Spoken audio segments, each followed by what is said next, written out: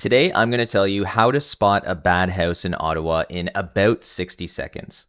Most buyers agonize for weeks or months over picking the right neighborhood and the right vibe, but the focus is on surface items when they're actually walking through the house. They see the upgraded granite countertops, the nice new backsplash, the staging, they see all the fresh paint, and then they miss the things that could actually cost them real money. Houses that are full of red flags don't always make it obvious, but there are key signs if you know what to look for.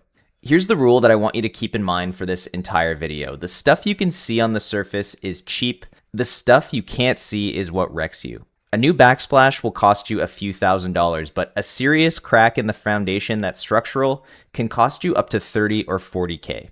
And the house is often staged, painted, and lit the way that it is to keep your eyes on the cheap stuff and away from the potentially larger issues. So today I'm going to walk you through exactly what I check and in what order before I allow any of my buyers to write an offer on a home in Ottawa. A quick example just to illustrate what I mean. There was a couple I read about a few years ago who purchased a renovated older home in Nepean.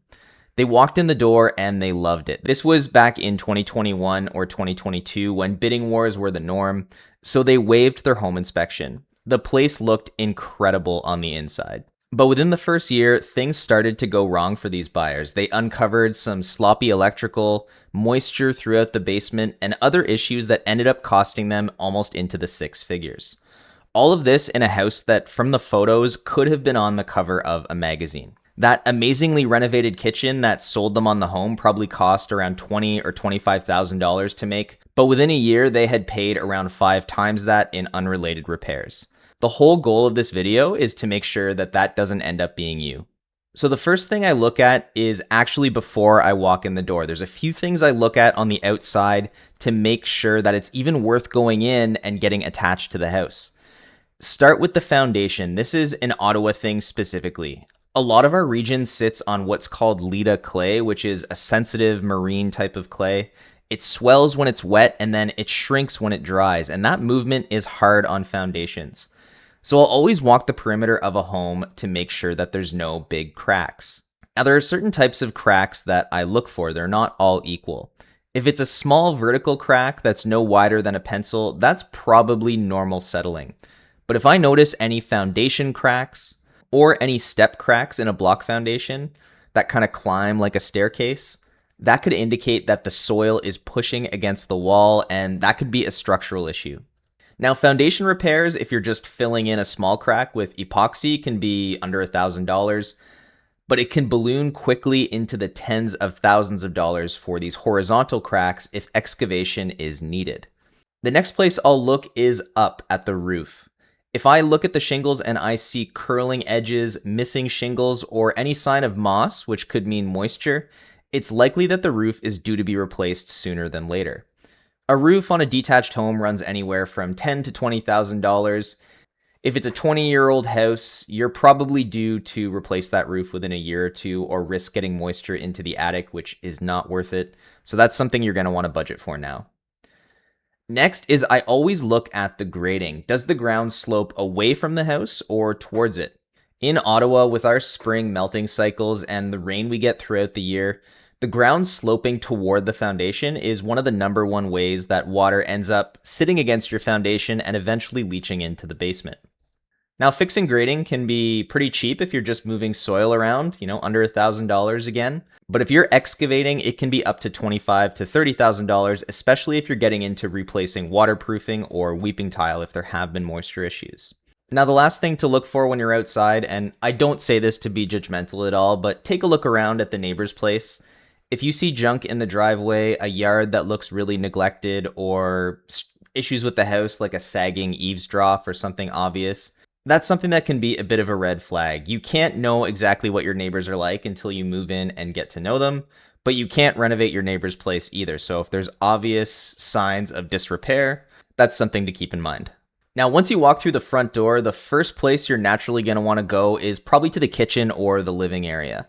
But very early on in the showing, sometimes before you even go to those areas, I recommend going straight down to the basement. Because in Ottawa, that's where a lot of the money hides.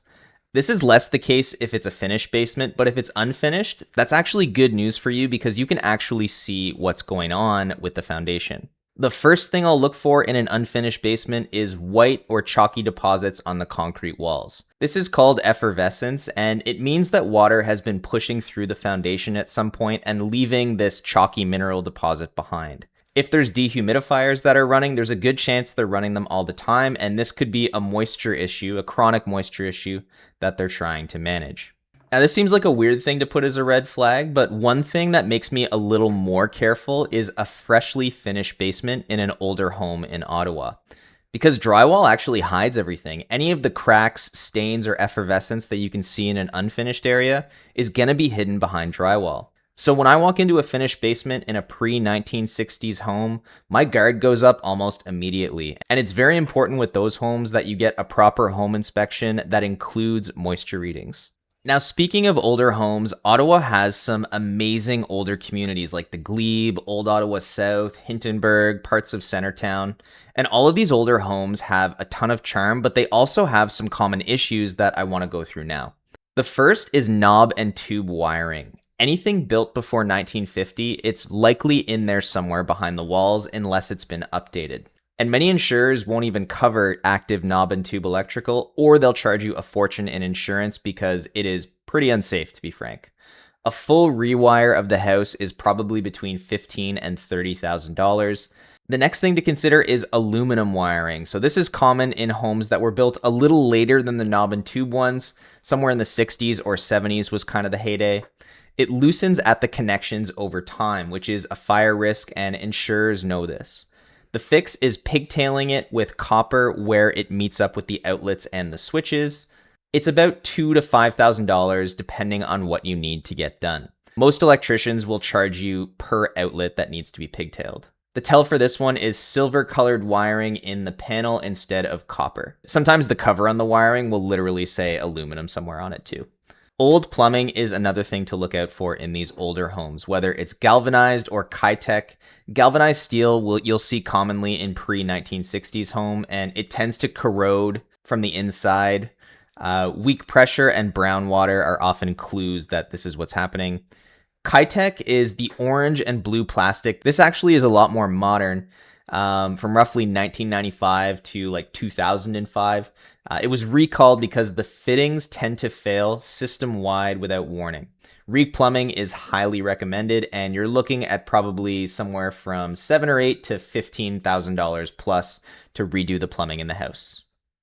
The last really common issue in older homes that you're going to find in almost all of them is vermiculite insulation in the attic. It looks like kind of a gray-brown pebbles. A lot of it contains asbestos, and the only way to know is to get it tested. Removal, if you're looking to remove it all, is somewhere between $5,000 and $15,000 or $20,000, depending on how much is in there. It's not always necessary to remove it right away because asbestos is only really a problem if you disturb it. But if you do want to get it replaced, you do have to hire specialist contractors to handle it safely, and that can be fairly expensive. The last general thing to look for in older homes is just DIY work, somebody who did repairs themselves or a series of previous owners who did little things throughout the house, whether it's crooked tile, a wobbly toilet, outlets that aren't wired properly, or weird junctions in the electrical. All of this stuff can cause issues with insurance and issues with safety. The last thing to keep an eye out for in older homes or homes that were built more than 15 or 20 years ago is the age of the mechanical systems. Check the furnace for the install date. There's usually a tag or a sticker you can look at. Sometimes it's just obviously an old unit when you look at it, and well-kept ones can last for 15 or 20 years, but a rusted, neglected one can last not as long.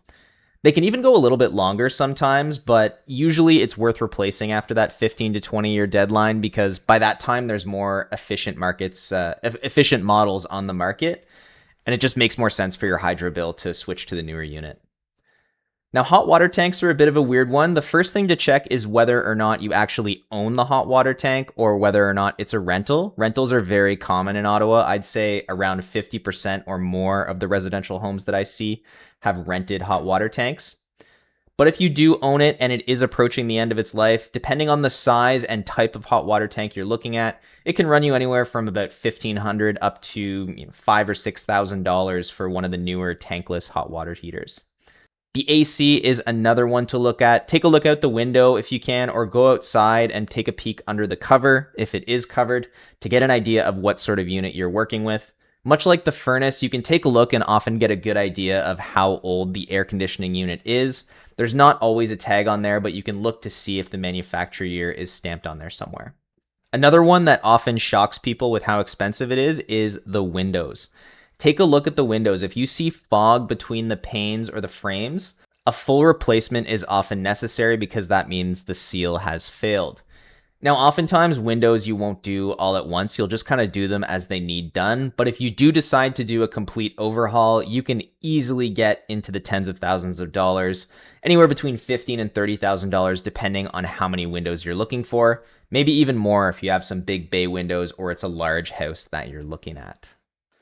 So here's kind of the scorecard system that I use to decide quickly whether or not a place is worthwhile.